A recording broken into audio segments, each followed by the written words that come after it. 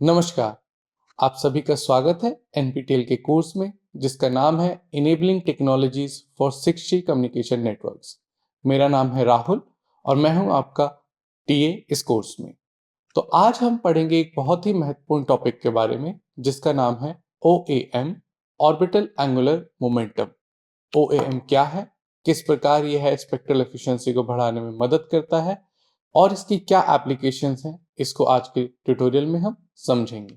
तो आइए शुरू करते हैं। तो सबसे पहले समझते हैं कि OAM की रिक्वायरमेंट क्या है। जैसे कि आप जानते हैं, सेलुलर जनरेशन की ग्रोथ और डिफरेंट डिफरेंट डिवाइसेस का आपस में कम्युनिकेट करना डेटा शेयरिंग रिक्वायरमेंट को बढ़ाता जा रहा है। और इस डेटा शेयरिंग रिक्वायरमेंट के लिए आपको ह्यूज चंक ऑफ डेटा एक जगह से दूसरी जगह ट्रांसफर करना पड़ता है। तो अगर हम सिनेरियोस को समझें 2020 से 2030 तक के बीच का, तो हमारे पास 3G 4G 5G एप्लीकेशंस आई और हम देख पा रहे हैं कि global mobile network data traffic दिन पे दिन बढ़ता जा रहा है। 2030 में 5G के आने के साथ साथ यह 300 plus EB per month, 300 plus exabyte per month की डिमांड दिखती है। अगर हम इसी ग्रोथ से बढ़ते रहे तो हमारी रिक्वायरमेंट ऑफ डेटा ट्रांसफर बहुत ह्यूज होने वाली है आने वाले 3 से 4 डिकेड में। तो अगर हम बात करें मोबाइल डेटा ट्रैफिक पर एक्टिव स्मार्टफोन यूजर्स के बारे में, क्योंकि स्मार्टफोन आजकल बहुत इंपॉर्टेंट हो गए हैं, उससे हम डेटा कम्युनिकेट करते हैं, उससे कई डिवाइस कनेक्टेड हैं, आपकी इंटरनेट बैंकिंग हो गई, आपके स्मार्ट डिवाइसेस हो गए, वेरेबल्स हो गए, यह सब आपके मोबाइल से कनेक्ट होते हैं। तो वहां पर भी ह्यूज डेटा एक्सचेंज की रिक्वायरमेंट पड़ती है।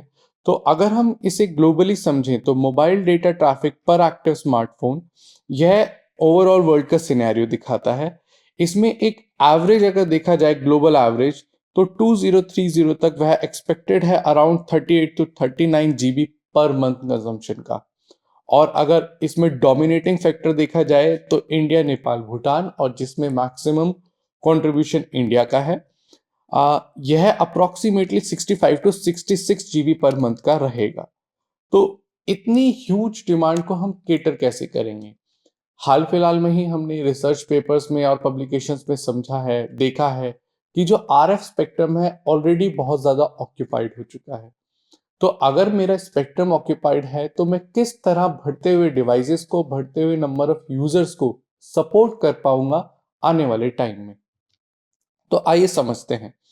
वायरलेस ट्रांसमिशन कैपेसिटी के 3 मेन पिलर हैं: modulation order, bandwidth and special multiplexing. तो क्या मैं किसी एक को और फर्दर इंक्रीज करके या पुश करके ज्यादा से ज्यादा यूजर्स को सपोर्ट कर सकता हूं? तो अगर हम बात करें सबसे पहले मॉड्यूलेशन ऑर्डर के बारे में, तो हम जानते हैं कि हमने मॉड्यूलेशन ऑर्डर में बहुत ज्यादा ग्रोथ की है। हमने मिनिमम कॉन्स्टलेशन से एक मैक्सिमम कॉन्स्टलेशन तक अचीव कर रखा है और इसमें बहुत ही रेयर पॉसिबिलिटी है कि इसे हम आगे और बढ़ा पाए। यह ऑलरेडी बहुत ज्यादा ऑक्यूपाइड है। तो हम ज्यादा अगर इसे और बढ़ाने की कोशिश करते हैं तो हमें नॉइज मिटिगेशन के काफी मेथड्स लगाने पड़ेंगे जो सिस्टम को कॉम्प्लेक्स बनाता है। तो मॉड्यूलेशन ऑर्डर में बढ़ोतरी करना एक बहुत ही चैलेंजिंग टास्क है। दूसरा ऑप्शन क्या हो सकता है? दूसरा ऑप्शन हो सकता है कि हम बैंडविड्थ एनहांस करने की कोशिश करें। पर क्या बैंडविड्थ एनहांस करना पॉसिबल है? अगर प्रेजेंट आरएफ स्पेक्ट्रम को ही समझें तो वह ऑलरेडी बहुत ज्यादा ऑक्यूपाइड है। रिसर्चर्स देख रहे हैं आगे आने वाले ऑप्टिकल स्पेक्ट्रम्स को, मिलीमीटर वेव स्पेक्ट्रम्स को, टेराहर्ट्ज स्पेक्ट्रम को।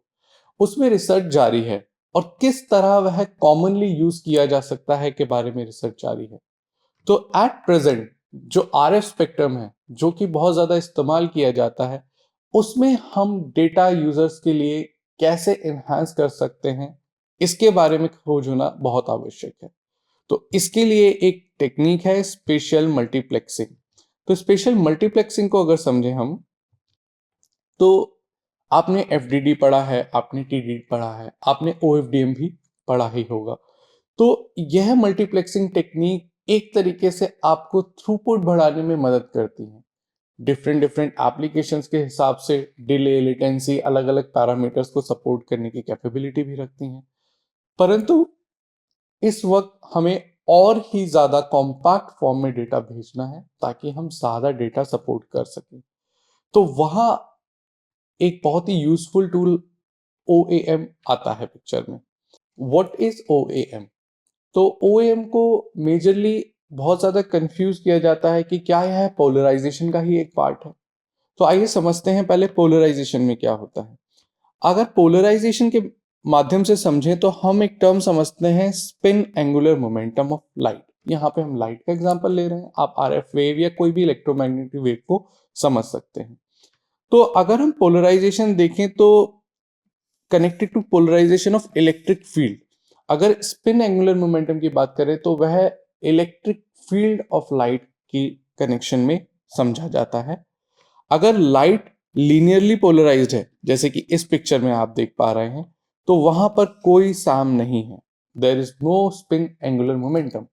तो आप मूव करेंगे अब लीनियर से सर्कुलर की तरफ।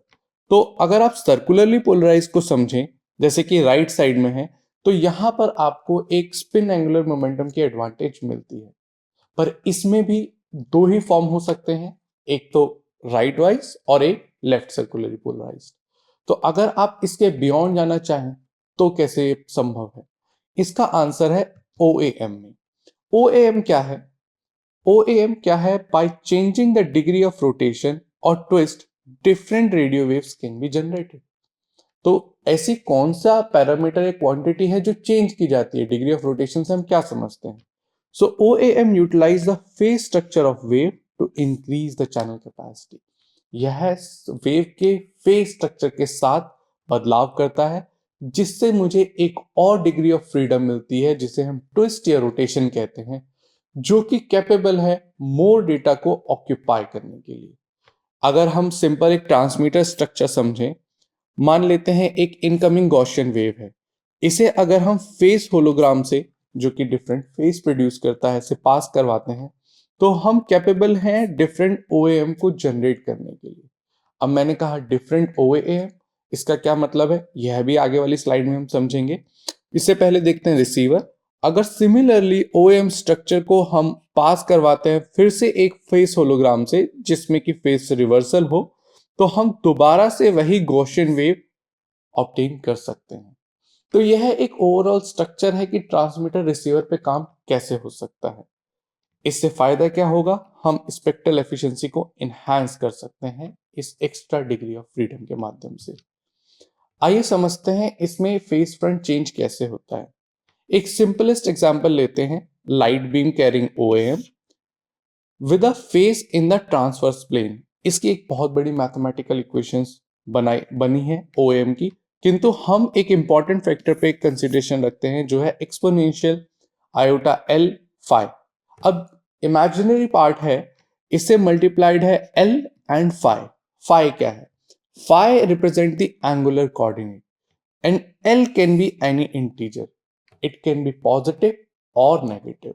So when it can be positive or negative, it already enhanced my degree of freedom by virtue of plus and minus, like in circular polarization मेरे पास right और left circularization था। अब यह इंटीजर क्या values ले सकता है? यह इंटीजर अगर 0 है मतलब कि नो OAM, अगर 1 2 3 है तो डिफरेंट कैटेगरी ऑफ OAM देखने को मिलती हैं, डिफरेंट स्ट्रक्चर्स देखने को मिलते हैं जो कि प्रेजेंटेड हैं इस फिगर में। अगर मैं -1 -2 और -3 की तरफ जाता हूं तब मैं और डिफरेंट तरह से इन्हीं स्ट्रक्चर को एंटी क्लॉकवाइज रोटेट करके प्रेजेंट कर सकता हूं।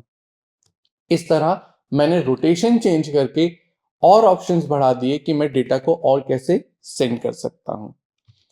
तो अगर हम डेटा ट्रांसमिशन की बात करें तो सिंपल इलेक्ट्रिक डेटा बिट्स होते हैं जिसे हमने एक ऑप्टिकल के एग्जांपल से समझा है। तो ऑप्टिकल ट्रांसमीटर में हमने फेड किया, बीम ट्विस्टर से पास किया और हमें मिले डिफरेंट स्ट्रक्चर्स, राइट। इसी प्रकार मैं n number of optical transmitter को यूज कर सकता हूं।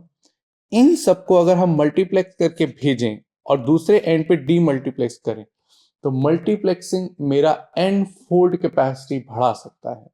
तो क्या मल्टीप्लेक्सिंग पॉसिबल है विद OAM? ये भी एक इंटरेस्टिंग चीज है जानने के लिए।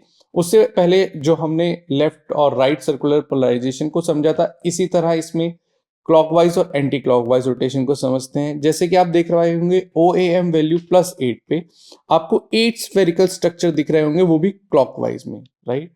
अगर मैं L की वैल्यू -8 लेता हूं तो आप देख पाएंगे कि यह एंटी क्लॉकवाइज स्ट्रक्चर घूम रहा है। तो इसका मतलब है सेम ऑर्डर ऑफ L पे हमने क्लॉकवाइज और एंटी क्लॉकवाइज इंफॉर्मेशन को ट्रांसमिट कर पाएंगे और इस तरह मैं अपनी कैपेसिटी बढ़ा सकता हूं। तो यहां different values of L use की जा सकती हैं जिससे डिफरेंट स्ट्रक्चर जनरेट किए जा सकते हैं। तो एक क्वेश्चन था कि क्या, माफ कीजिएगा, ये L है। तो एक क्वेश्चन था, क्या डिफरेंट मल्टीप्लेक्सिंग ऑब्टेन की जा सकती है? Yes, different L value don't interface with each other, thus they can be multiplex. If दो स्ट्रक्चर एक दूसरे से इंटरफेस नहीं कर रहे हैं तो यहां पर एक नॉइस की प्रोबेबिलिटी, एक सिंबल्स को डिस्टॉर्ट करने की प्रोबेबिलिटी बहुत कम हो जाती है। और अगर वह कम हो जाती है इसका मतलब आप विदाउट लॉस और इंफॉर्मेशन इंटरफेरेंस इंफॉर्मेशन को भेज सकते हैं। तो अगर मैं different kinds of L orders को एक साथ भेजता हूं तो मेरा डेटा आपस में खराब ना होकर, इंटरफेयर ना होकर ट्रांसमीटर से रिसीवर की ओर आसानी से भेजा जा सकता है और इस तरह मैं मल्टीफोल्ड कैपेसिटी को इंक्रीज कर सकता हूं। OAM is a property of electromagnetic wave. OAM is a property of electromagnetic wave that allows multiple data stream to be multiplexed using different helical wave fronts. So यह एक बहुत ही important advantage है OAM की। अगर application समझे, जैसे कि मैंने एग्जांपल्स आपको दिखाए कि यह ऑप्टिकल स्पेक्ट्रम में भी यूज हो सकता है, सिमिलरली ये रेडियो स्पेक्ट्रम में भी यूज हो सकता है और फर्दर अगर स्टडीज की बात की जाए तो people are using it in millimetre wave और इसे फर्दर एनहांस करके टेराहर्ट्ज या आने वाले और स्पेक्ट्रम्स में भी यूटिलाइज किया जा सकता है। तो मुझे एडवांटेज कहाँ मिलेगी? एक हाई कैपेसिटी वायरलेस नेटवर्क मिलेगा जो कि 5G and 6G and beyond applications में, जो कि हम अभी नहीं सोच पा रहे हैं, उनके भी आगे जा सकता है। Satellite and deep space communication में जहां पे बैंडविड्थ एक बहुत बड़ा क्रंच होता है वहां पे OAM हेल्पफुल हो सकता है and under water and optical wireless communication में भी यह हेल्प कर सकता है। तो इस प्रकार हमने जाना OAM क्यों इंपॉर्टेंट है।